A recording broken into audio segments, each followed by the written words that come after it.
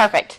All right, so you kind of got the down low already. My title, I guess, retirement income specialist, and I do have 28 years in the financial services industry, and you guys just need to know that I started really early, okay? That's my story, and I'm going to stick to it. What's kind of cool is that we're all here. Oh, hold on. We have to do something very important. All right, I need everybody to smile, okay?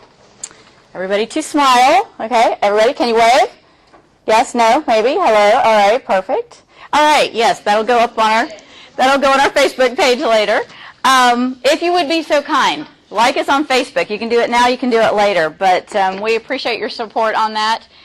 We post some cool things up there from time to time. All right, so we're here today to talk about money, budgeting, credit cards. How do we earn money? And by the way, if you don't give me feedback, I will call on you. So, but I don't like to do that. So just kind of make it fun. We're going to play a game here in a little bit. I'm not really a traditional teaching style, so hopefully we'll have a little fun and you'll take away some things that you didn't come in with. So we're here to do what? Why are you here? To learn, to get an education. Get a career. Once you have that education, you're going to launch a career, and that career is going to generate you some money, correct? That's why we're here. We all have to have money to a certain degree, so you have to get an education. Now, do you think you make more or less money over your lifetime based upon the amount of education you have? More. Think it would be a little bit or a lot? So this just gives you an idea. This isn't my statistic. I didn't do the research, but I did borrow it. So high school diploma over your lifetime. Okay, so retiring at 65, let's say. Lifetime earnings, $1.2 million. You can do some college, you make a little bit more. A 2-year degree, you're at 1.6, and if you get that 4-year bachelor's degree, you're at 2.1. I didn't include the rest of it, but it goes higher with, obviously, your graduate degree, doctorate, and all that good stuff if you really can't get enough of this stuff. I stopped at the 4-year. I had had enough. But nonetheless, the education is what's going to help you make more money. Now, once you get the education, do you just want any job? No. Why is that? You want to learn for a specific job and you want to try to get that job. Okay, that specific job, what's unique about that specific job? Do you like it or do you hate it? You should love it. Now, right now, how many of you have a job? Okay. Is it the job you want to keep for the rest of your life? No. No. Because mostly it's not, and you're doing it because you need money, right? You need a paycheck. So from time to time, you are going to need to take a job that you might not necessarily like.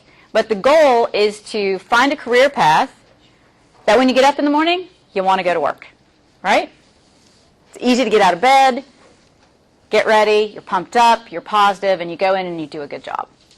All right, so I know I met, I've already forgot his name, I'm horrible with names, but I met the gentleman that is over career choices. Y'all doing a little career evaluation something today? They handed that in the last class. So right career is important.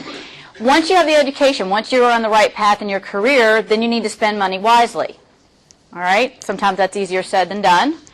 But we do that with a budget, and that's what we're going to spend some time on here today. If you, we're going to play a game here in a moment, so you might want to get out a piece of paper and a pen, because I'm going to need you to write some stuff down. A budget, obviously, it's a spending plan, okay? It's to manage your money during a given period of time. And who could tell me the secret to successful budgeting? If you could sum it up in just a couple of words, what do you think the successful budgeting would be? You hear it all the time. Starts out with the word spend. Spend less. What was that? Spend less. Spend less than, come on, you make. There you go. That really is, as simple as it sounds, that's really the success. The secret to successful budgeting is to spend less than you make. That's not always easy. We run into this thing called entitlement. How many of you have a cell phone? Sure you do. Is this a necessity for life? No. No. I know that if I lost mine right now, I would be beside myself, okay? But I wouldn't die, okay? I also know that if I didn't have the iPhone 6, I wouldn't die, okay? Is there a less expensive phone that can call the police for me if I am in danger? I just saw one. Yes, there is. Okay? So these are not necessities. We get this idea of entitlement. I'm entitled to things. I have a job. I work hard. I deserve whatever, fill in the blank, because we all have different things that we feel like we're entitled to. But what I want to do today, or my objective today, is to hopefully get you to think, open your minds a little bit, and get you to start thinking about truly what are your needs, the necessities, versus what your wants are. Because you have to pay for your needs and you have to save for your wants. Okay? All right? So, what we're going to do is we're going to play the budget game. Hopefully you got out a piece of paper and a pen or a pencil. There are 29 categories, and what we're going to do, you're going to write all of these down, and then you're going to pick 18 of the 29 that you're going to pay for this month. All right? That means you're going to have to cross off 11. You're going to have to pick 11 things that you feel like are just not necessarily that important. Be nice to have, but not necessarily required. All right? And then I've got these wonderful little scenarios up here I'm going to draw out of the bag, and if you have that category remaining on your sheet that you paid for this month, you're going to earn some points. And whoever has the most points at the end is going to win a prize. So, let's start writing. Jot these down. You can abbreviate. Don't care how you do it. But make sure you get all 29 categories. So you've got the rent, the mortgage, housing, ever how you want to call it. You've got utilities, your savings account, that iPhone we just talked about.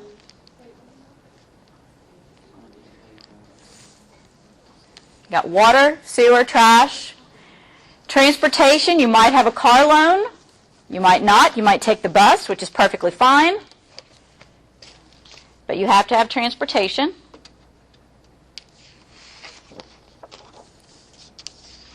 Groceries and clothing.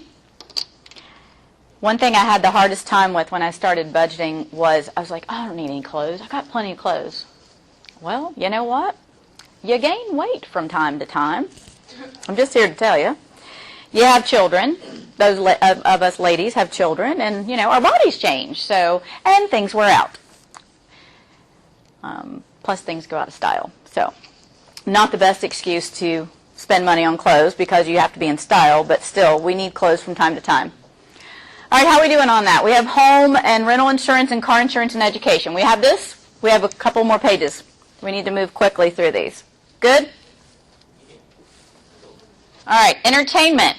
These are our movies. These are our video games, whatever your concerts, whatever your entertainment is.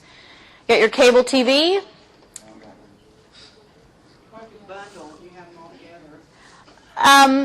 So that's a good question. So for the purpose of the game, this is not going to be like your personal monthly budget. All right. So like one of the things is pet care and supplies. You may not have a pet.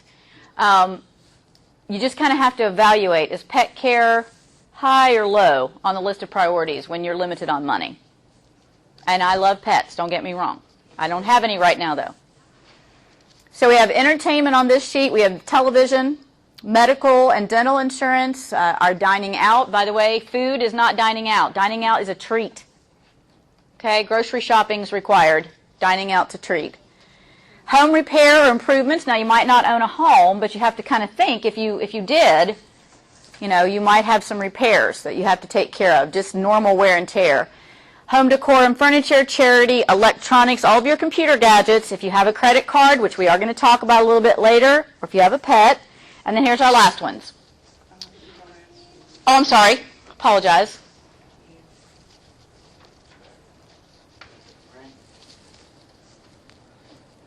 Got that? All right. And then our last one is travel.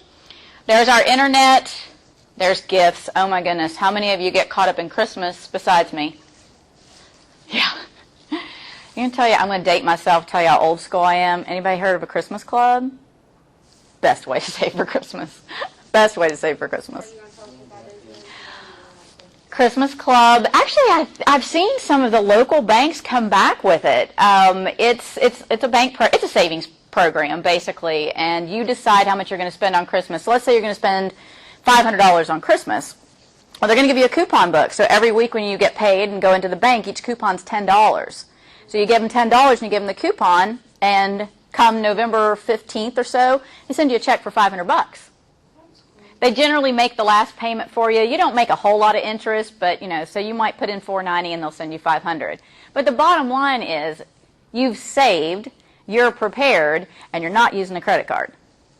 So Christmas clubs are awesome. And this is the same concept, by the way. We're going to get into the game now, but when you do have your budget, I'm going to give you a suggestion. Everybody's different, but it works. So what you have to do is you have to figure out what works for you. All right, so now what we're going to do is we're going to pull out 10 scenarios. Let's see what we got here. More education means a higher salary. We've already discussed that. So earn 3 points. Give yourself 3 points if you left education on your categories. Oh, I didn't do that yet. I'm sorry. Write them all down. Let me stop. Cross off 11. Thank you. 11 that you don't need. Take off 11 that you do not want to pay for this month. You can only pay for 18, so what are you going to take off? Thank you. I jumped ahead. Take off 11. Just draw a line through them.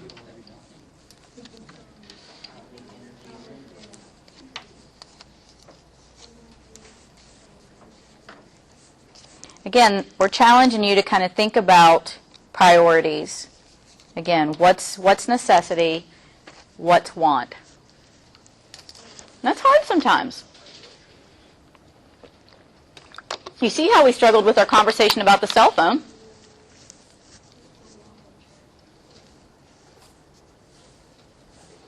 Couple more minutes, not minutes, seconds really. You kind of know what's important. Good? Who's still working? Okay, quickly.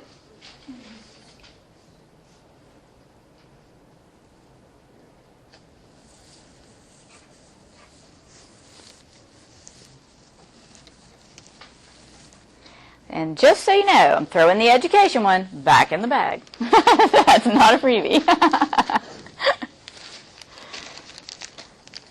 Ah, that's a good one. All right, we ready? Here we go. You need utilities for basic quality of life, so give yourself 4 points if you have your water, sewer, and trash category on your list. All right? So if you did not mark it off, you get 4 points. Everybody make sense? Everybody understand? Water, sewer, and trash. If you have that category, you get 4 points. All right, it is automatically deducted from your paycheck, so earn 5 points if you have your Social Security and other payroll deductions. How many did you say? 5. See, that's not important because they already take it out. It's pretty important, but yes, they do take it out. For this. But they do take it out. Well, let me tell you how that applies. I mean, we're kind of jumping ahead just a little bit, but when you work your budget, some people encourage you to work your budget off of your gross paycheck. I don't encourage that, okay? You don't ever see that money. You need to make your budget off of your net, and you're exactly right. This already comes out of your net, but for the purposes of the game, it's important. And by the way, this game I have taught with Junior Achievement. Goodness, I taught with Junior Achievement over in South Point before I left for Florida 11 years ago, and taught in Florida. And this is one of their programs, the budget game. They do a really nice job. All right, let's look at our next one. You are saving for an important, high-priced item you would like to buy. So you get 3 points if you have your savings account category marked.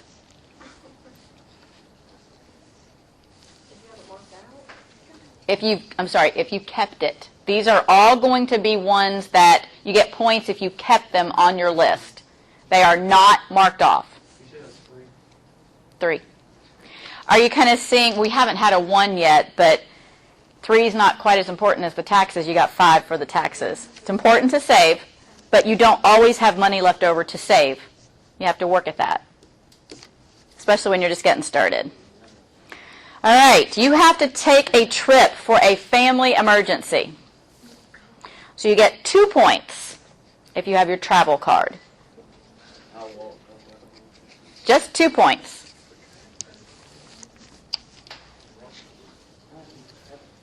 All right. The local branch of the library closed, leaving you without access to free internet. Earn 1 point if you have your internet category on your page. Just 1.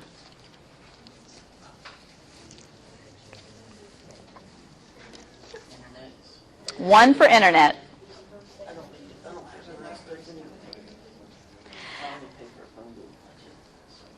Yeah, we do have it kind of nice these days because if you have your phone and you have a data plan, you can get it all in one place.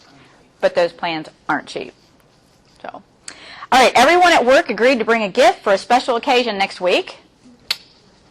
Earn 1 point, only 1, if you have your gift and special occasion category.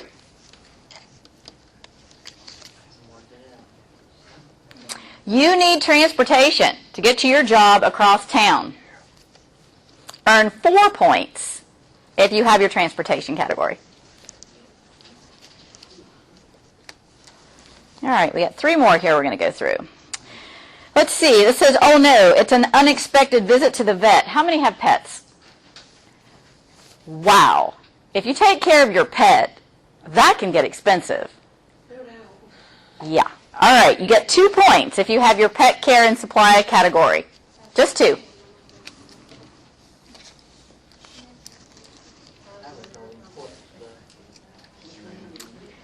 Tax time. Tax time. Earn 5 points if you have your state and local tax category. And last one for this game. It's a holiday weekend and you're ready to have some fun, so you get 2 points if you have your entertainment category.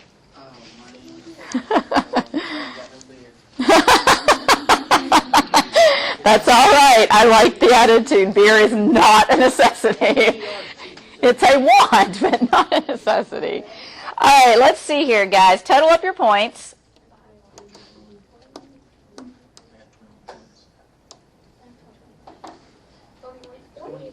All right, I'm going to add this up. It looks like there's a possible 29.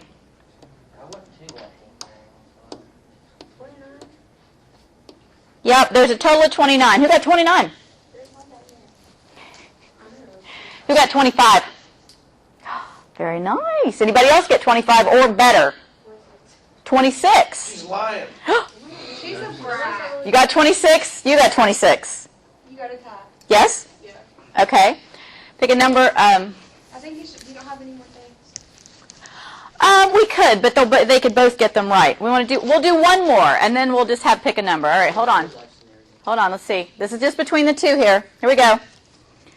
You want to stay in touch with friends, family, and your employer. Earn 2 points if you have your phone category, excuse me. No? You had it?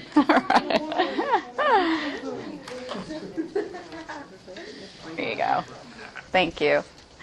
All right. So, again, the purpose of the game is to help you to just start thinking about things that may or may not, be the most important things that you need to save for.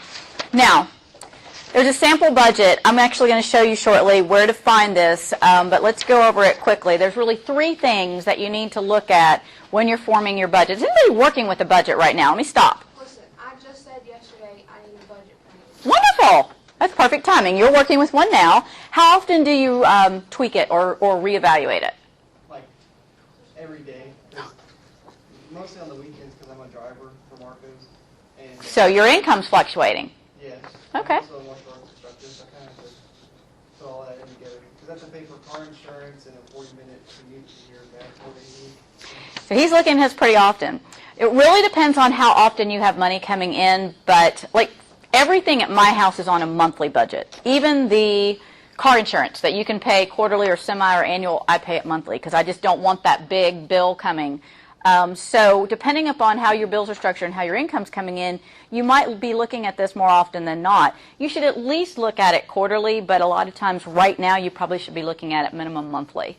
So towards the end of the month, you're setting your budget up for the next month based upon the bills that you know are coming due, and that way you're not caught off guard. So income is any money earned or received. So if you've got parents or friends or loved ones, anyone that gives you a little bit of money right now to help you out, and they're doing that on a regular basis, you can count on it. It's not changing, okay? You can include that in your income. It's dependable money, all right?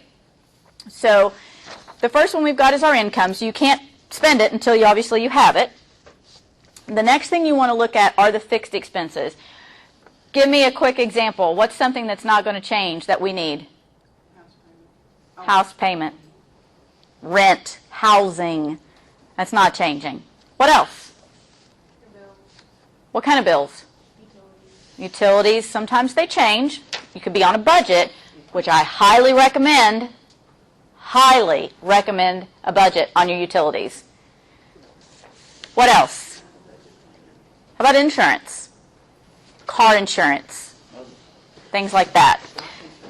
Life insurance. Anything that stays the same every month and is required, okay? These are your fixed expenses, and you're going to see in a moment that's where the majority of your income should be going. Beyond fixed expenses, we have our variable expenses. Now, some of the variable expenses are still necessities like groceries, okay? You might spend more this week on groceries because there was a sale, so you bought more, right? Next week you might not spend as much. But for the most part, you're looking at things like, clothing. You're looking at things like dining out, your entertainment, like your movies and your concerts and things like that. You know, you probably can't, I say probably can't. You might not be able to go to a movie every week. Maybe you can just go once a month, all right?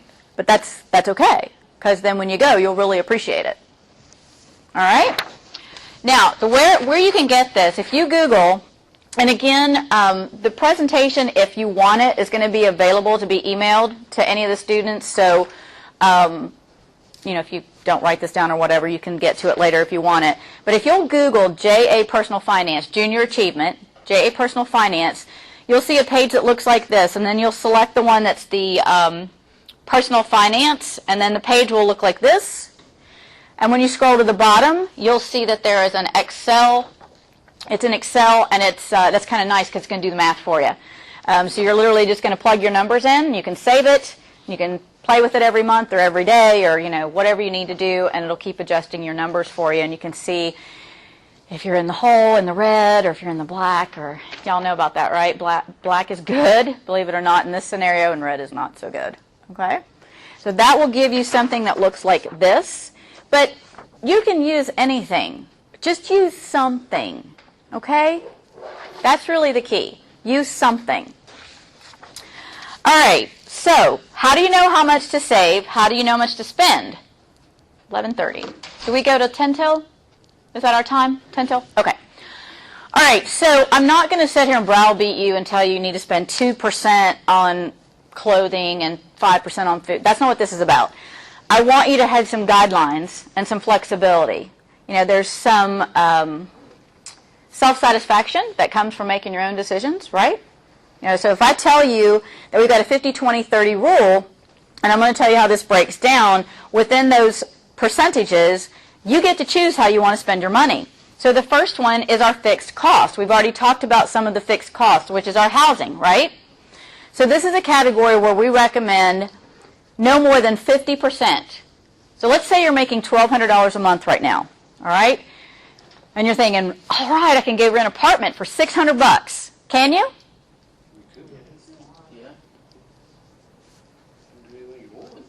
Well, you can do anything you want. This is a very true statement. Should you? What else is involved when you rent an apartment? That's part of your overall housing. Utilities, some insurance for your contents, right? I literally watched a 3-story apartment building burn on Fifth Avenue. Okay? You'll want your stuff replaced if that happens. It's not expensive, but it's something you should consider. So 50% of your income should be going towards your fixed. That's your, somebody mentioned life insurance. You know, anything that's fixed, car insurance, your rent, your utilities, medical, things like that. If you take, if you have to have certain prescriptions every month, that's part of your fixed cost, and it should be no more, all of it together should be no more than half of your current income. The second thing we talk about for the 20% is the financial goals. And we kind of put this ahead of the variable because we do believe that it's important to do 3 things, and that's to pay down credit card debt. That could be pay down any debt. But they mentioned credit card debt, saving for retirement, and then building an emergency fund. Who has an emergency fund? Okay? You may not always have one, but you need to work towards having one. What happens is, just like the game we played a moment ago, you know, you'll have family emergencies, you'll have to travel, you'll have, I mean, things are just going to break that you need. Your refrigerator is going to break one day, okay? And you got to have one, or you got to borrow somebody's or something. So when you don't have an emergency fund and you're spending everything you make and your refrigerator goes out, how do you get a new refrigerator?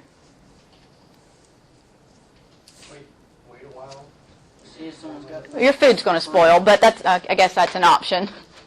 If it's free is always good. We love things that are free. Fix it. Bottom line is a lot of people will go to the credit card. We're going to talk about that here in a minute. So, not that credit cards are not bad. Again, we're going to hit on this, but the bottom line is without that cushion, without that backup plan, you're forced into a situation that might not be the best. And so if we can kind of plan ahead and avoid some of that, we'll be better off for doing that. The last one is our flexible spending, which is at 30%. These things that you're, for 30% of your variable or your flexible expenses, like, you're eating out. Groceries, as odd as it sounds, it is a variable expense. You might eat really well, you might not eat so well. I think some of us older ones in the room have been in a place where we maybe didn't eat as well as we're eating today. It happens. You survive. It didn't kill us. Probably made us better, to be honest. You realize you can live on very little sometimes. It's not what you want. It's just what you have to do to get to the next level.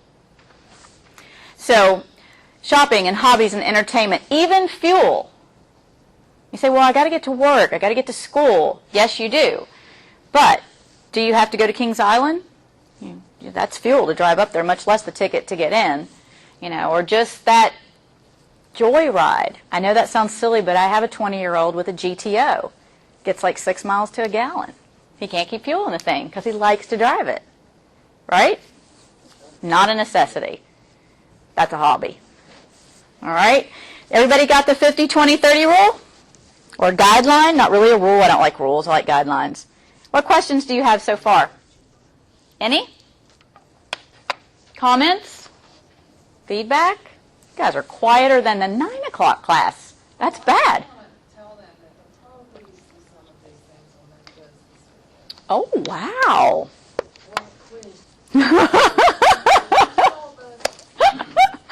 That's awesome. Well, let's talk about credit choices while we have a few minutes left.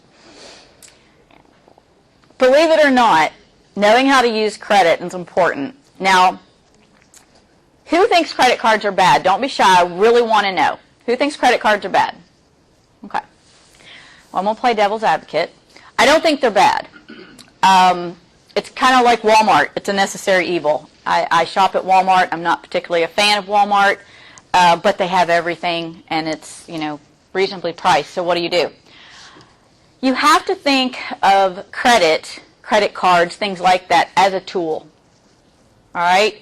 A hammer is a tool, is it not? Can you build something with a hammer? Constructive. Can you tear something down with a hammer?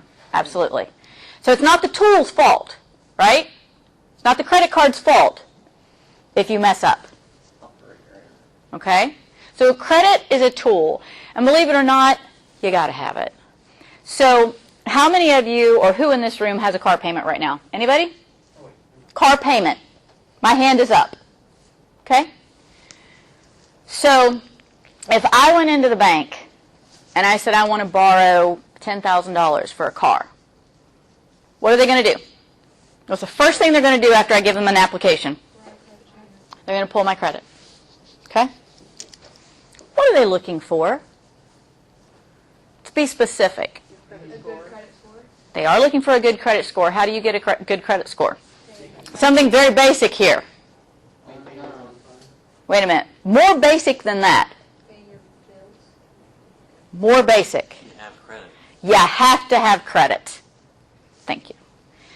They are looking at a credit. First off, if you don't have a credit card, a loan, some type of debt, believe it or not, you don't have a credit score. Having no credit is just a credit card.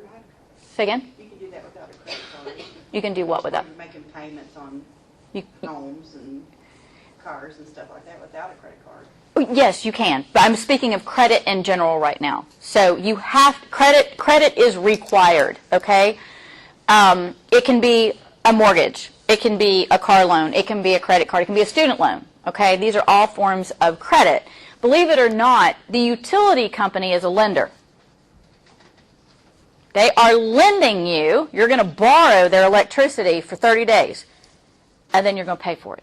Did y'all know that? Did y'all know that AEP pulls your credit? They do. We'll get to that in a second. So credit's necessary. You go in and you say you want to borrow this money for a car, and they pull it up and they say, oh, you don't have any credit. I can't give you a loan. You don't have any credit. Well, I can't get credit because nobody will give me a loan, right? It's this vicious circle. So a lot of times your first credit card or your first small personal loan may even be co-signed with a parent because, again, the lender is very hesitant.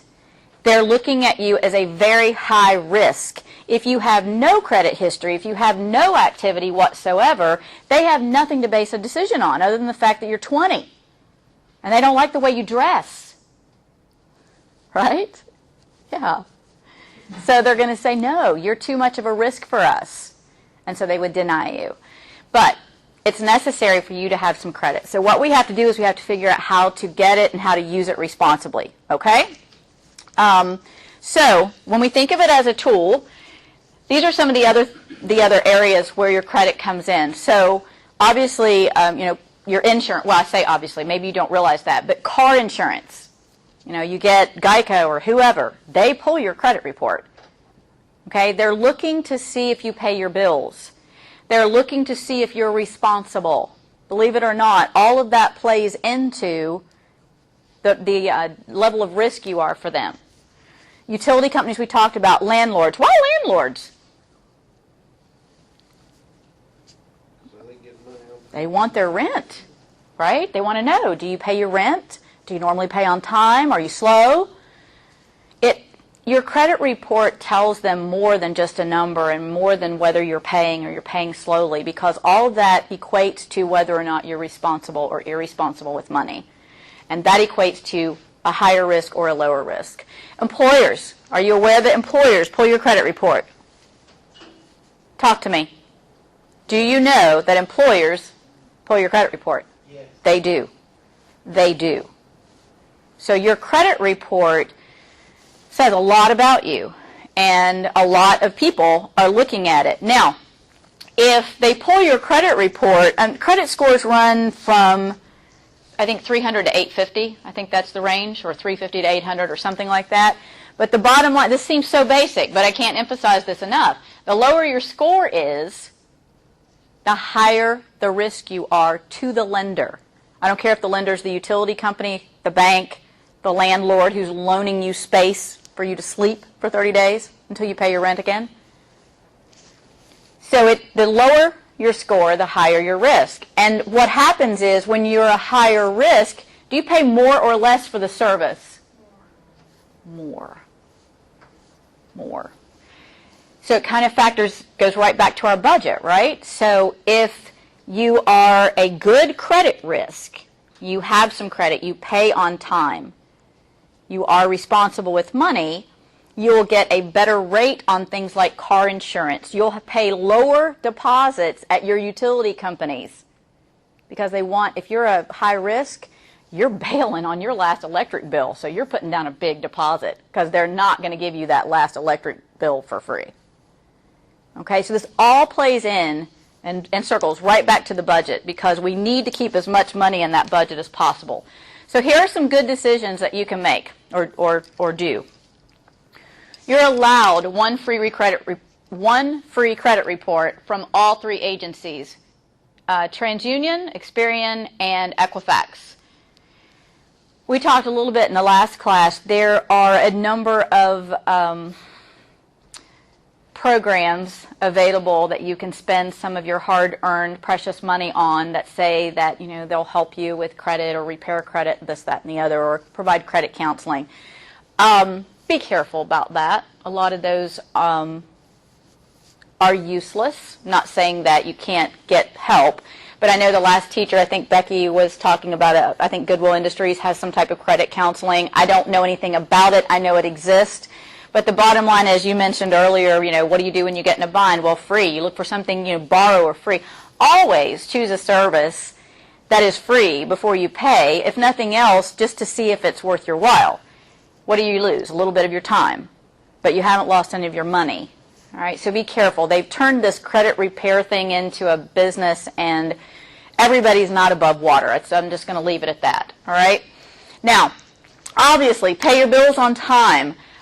When I say monitor your credit, let me stop a second. If you don't know how to read your report, again, the credit services will help you. Also, if you have a bank in town where you have a checking account or something like that, a lot of the local banks, their mortgage department or their loan department will have someone that will sit down with you and help you evaluate where you are.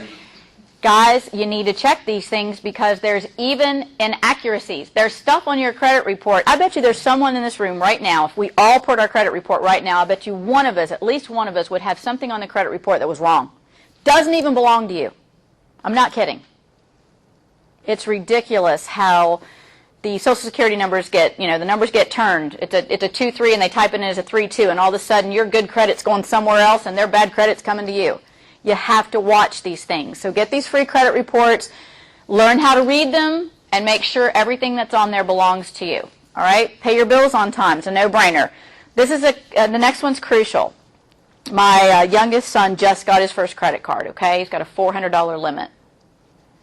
I told him, do not put more than $150 on that credit card. Why? He can pay the payment. That's not an issue. Anybody know why? When a potential lender is looking at your credit report, all right, they're going to see that there's a $400 limit. You owe $395. Your payment's $20 a month. And you've been making your payment. And you might say, that's pretty good, right? You feel pretty good about yourself because you're making your payment. You're right at your limit. You've spent every last dime you can spend on that credit card, which tells the potential lender you don't manage your money very well, all right? You're spending everything you make and everything you have access to. So when you only have 40% roughly or less of a balance on a credit card, it shows discipline. It shows that you're responsible. Not only are you making that payment, you're making it on time. The other thing is don't pay it off. That sounds silly, but what we were saying earlier, you have to show activity. All right? They have to be able to see that you make payments on time and you make them regularly. All right? So, you charge, I don't know, a couple tanks of gas. What will that get you? About $80, probably. Depends on what you're driving. But, that'll rack up some dollars pretty quick, and then you make, $20 payments. And you say, well, I could pay it off. Yeah, you could, but if you want to establish credit and you want to establish a payment history, you need to make those small little payments, make them on time or early, and then you'll have that established activity that the lenders are going to be looking for. You might say, well, I get credit card offers all the time. I've got 10 credit cards, $1,000 limit on all of them. I don't owe anybody. And again, you puff your shoulders up, you feel pretty good about that, right? You have 10 credit cards, $1,000 limit on all of them, each of them, And you don't know anything on any. Does that sound like a good thing? No. It's not. Because as a potential lender, at any moment in time, you could be $10,000 in debt. Literally, you could go to Best Buy when we finish here, and all those cards will be maxed out. And you would owe, what, maybe $50 per card. All of a sudden, you have $500 a month you owe. That's a bad deal. So having a lot of cards is not good. So if you have 10, you probably need to get rid of 7 of them, maybe 8. And then on top of that, you do not need to have really large limits. You know, a lot of the, you'll get caught, if you pay your bills on time, you're going to get caught up in credit card offers when they're going to give you a $5,000 or $10,000 limit. Actually, I think there's cards out there with ridiculous limits for some of these people that are, you could almost buy a house on a credit card. I'm not kidding. I have seen a $75,000 limit on a credit card, which is just ridiculous. Person has a lot of money, but still, it's just ridiculous. The point is, you don't need high limits, and you don't need multiple cards.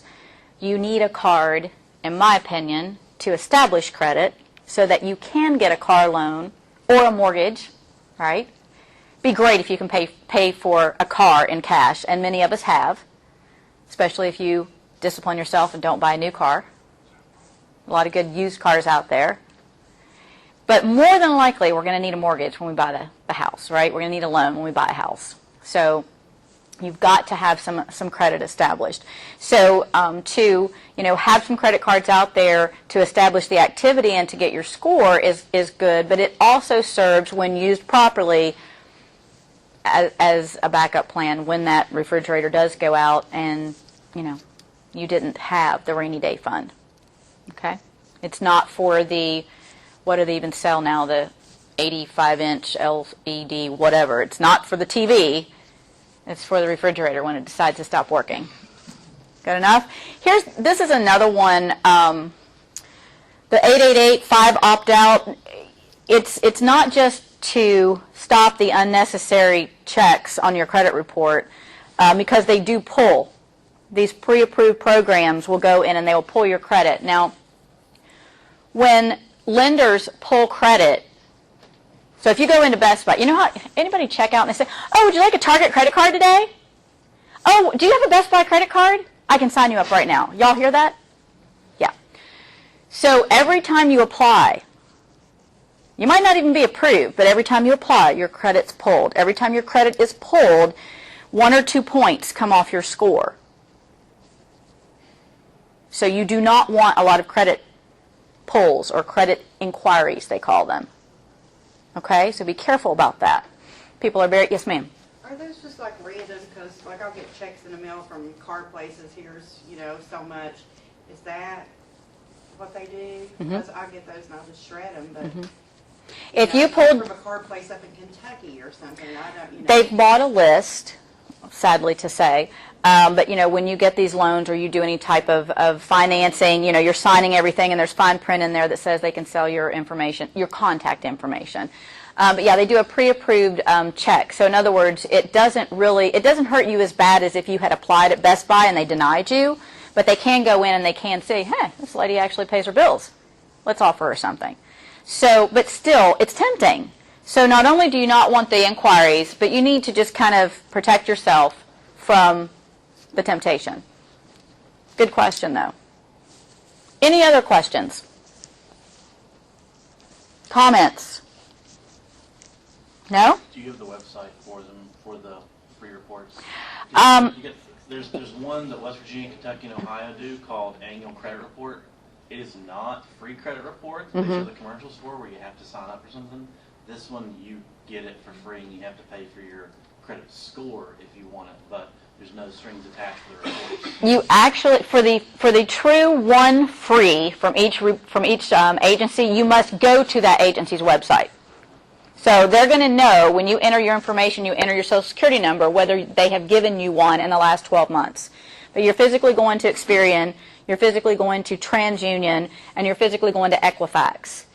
And if you have any questions, you need to call them directly, because unfortunately what some of our people have gotten into is they've got snagged into a program where they're paying whatever, $9.95 a month or $19.95 a month or whatever it is for monthly monitoring. Maybe they thought they were just going to pay for their score this time. They just want their score, and then you end up signing up for something that comes out of your checking account, and you have to close the account and open a new one to get it to stop. It's ridiculous.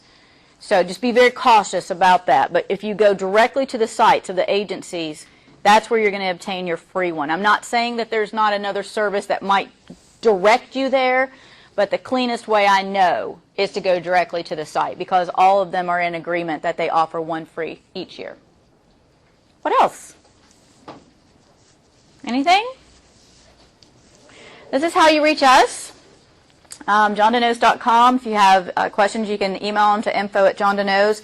And hopefully we'll be open around the first part of October on 5th Avenue. Thanks for having me, guys. Appreciate your attention.